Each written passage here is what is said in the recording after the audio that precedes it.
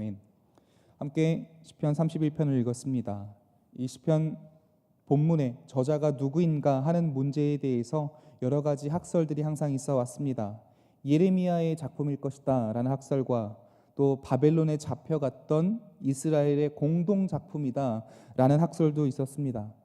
그러나 대부분의 학자들은 이 시편의 내용이 다윗의 생활 환경에 부합하는 것인 만큼 다윗의 작품이다라고 확신을 하고 있습니다.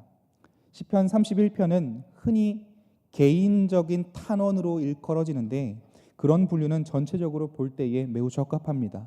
이 시의 주된 부분은 1에서 18절까지의 탄원과 그 뒤에 나오는 감사와 찬양으로 이루어져 있습니다. 시인이 당한 그 고통거리가 무엇인지에 대해서 또한 학설이 복잡합니다. 어떤 이들은 질병을 말하고 어떤 이들은 국가적인 원수를 말합니다. 또 어떤 이들은 시인이 고난 중에 있지만 이는 역사적인 사건 중에 있는 고난은 아니다 라고 말합니다.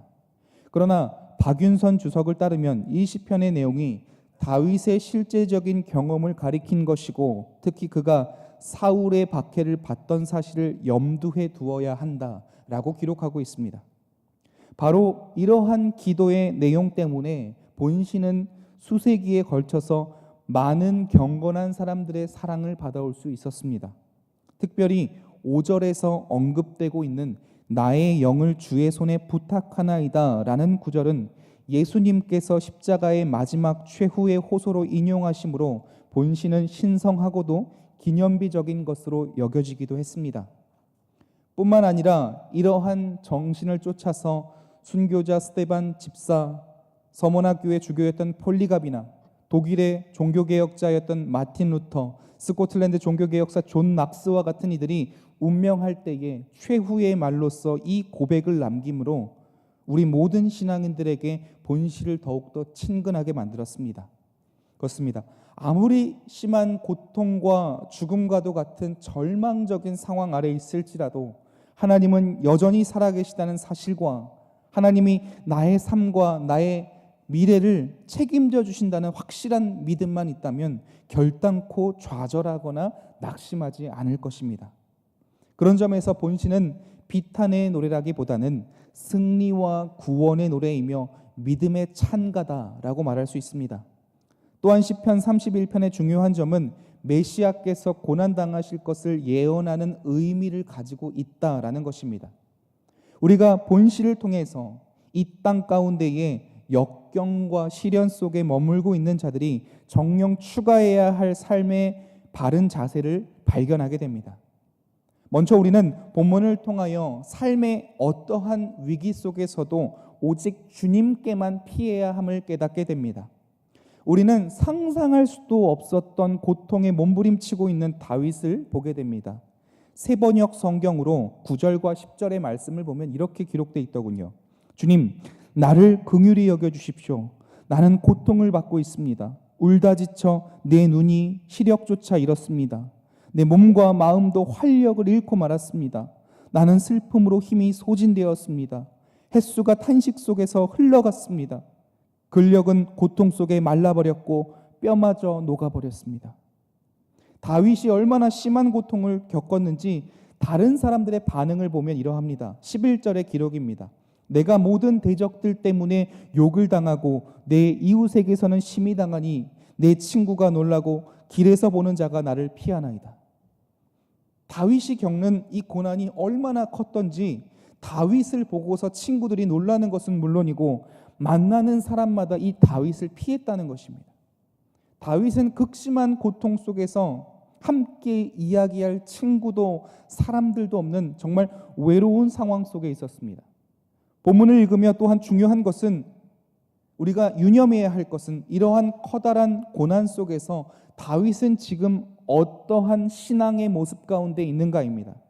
낭망하고 낙심하여 절망 가운데 있습니까? 그렇지는 않습니다. 이런 고난 가운데에 진정 다윗의 신앙의 진가가 본문에서 나타나고 있죠. 우리는 놀라운 다윗의 신앙을 본문의 말씀을 통하여 발견하게 됩니다. 그것은 다윗은 인간의 힘으로 감당할 수 없는 극심한 고통 속에서도 오직 주님만을 의지하고 있다라는 것입니다.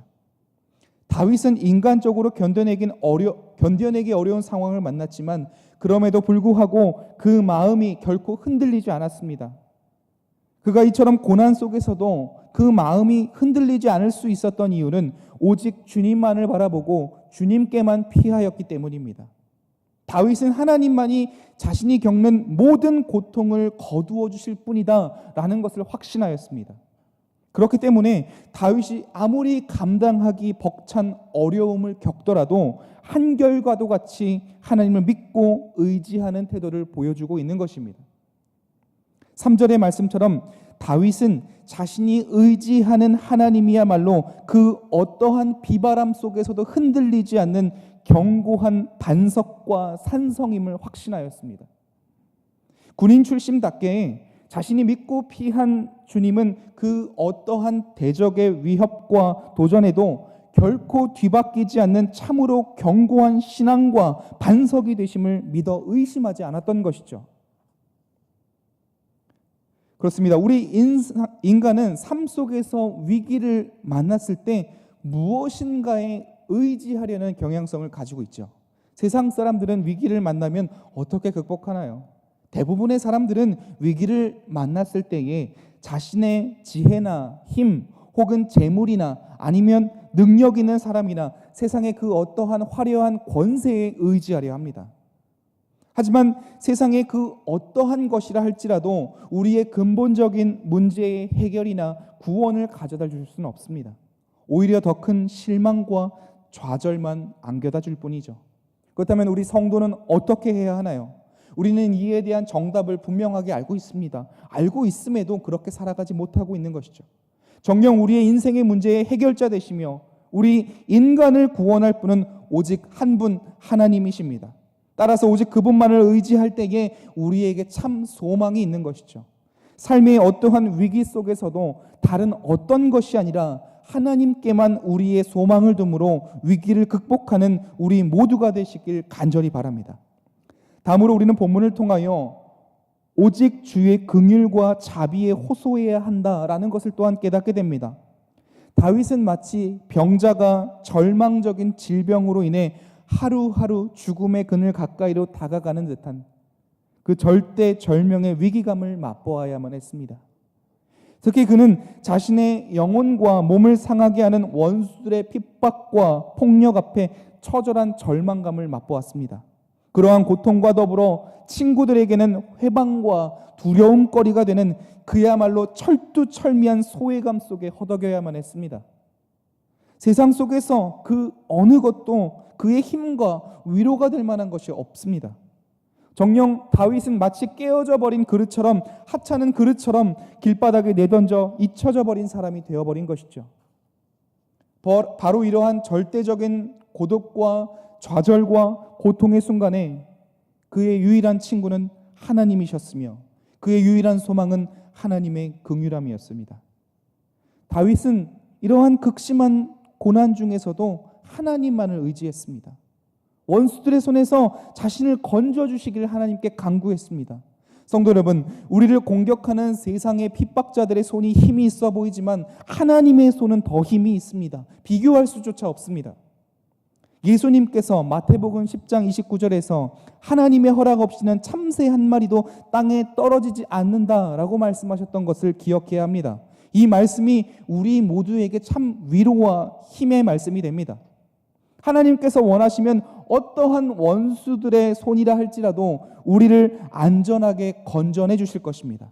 그것은 조금도 어려운 일이 아닙니다.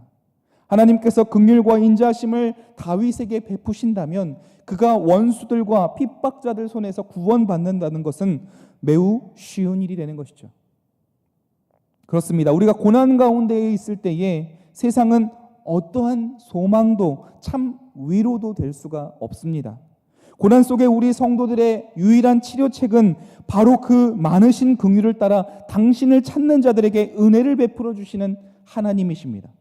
성도 여러분, 진실로 하나님께서 우리를 불쌍하게 보시지 않는다면 우리는 벌써 멸망의 자리로 떨어졌음을 기억해야 합니다.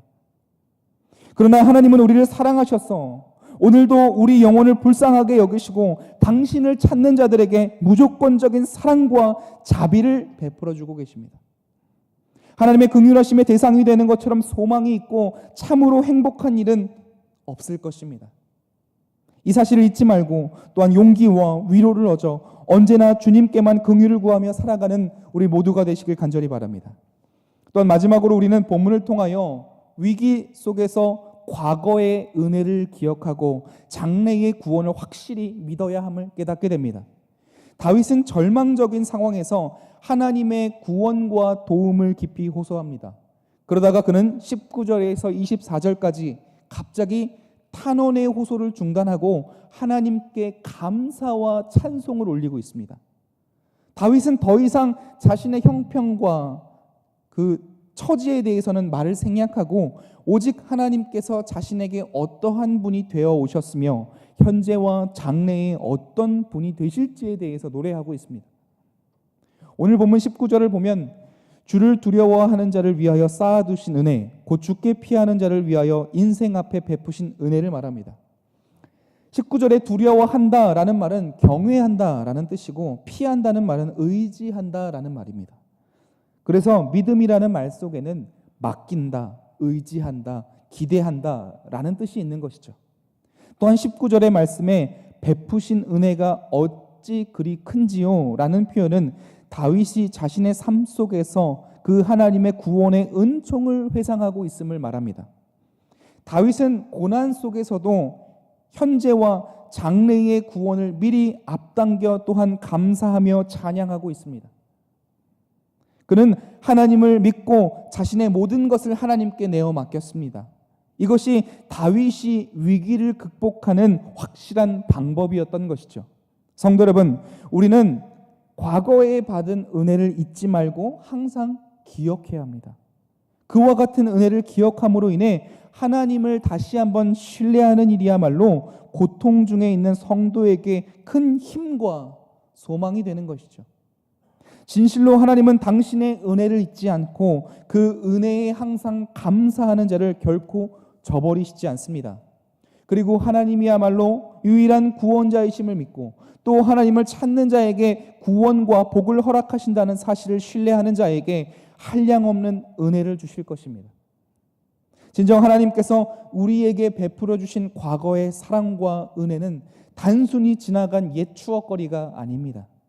그것은 오늘의 믿음을 더 확고히 해주고 내일의 소망을 더욱더 견고히 해주는 계속해서 살아있는 체험이 되는 것입니다.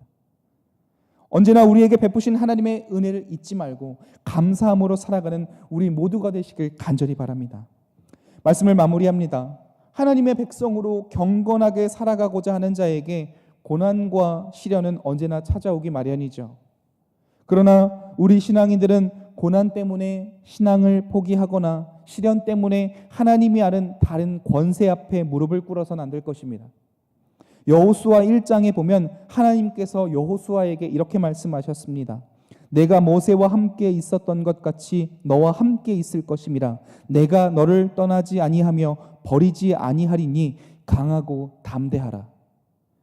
여호수아는 그 말씀을 믿었기 때문에 어떠한 경우에도 강하고 담대할 수 있었습니다. 우리 또한 고난이 닥칠 때마다 먼저 우리의 유일한 구원자 되시는 하나님을 찾고 그분의 긍휼과 자비만을 구해야 할 것입니다. 그리고 지난날 베풀어 주셨던 하나님의 은혜를 떠올리며 그 은혜에 기초하여 장래의 구원을 분명히 확신할 수 있어야만 합니다. 성도 여러분, 하나님은 살아계시며 그분이 바로 이 역사의 주인이 되십니다. 이를 믿는 자에게 고난은 올 수 있을지언정 절망은 있을 수 없다는 사실 잊지 않길 바랍니다.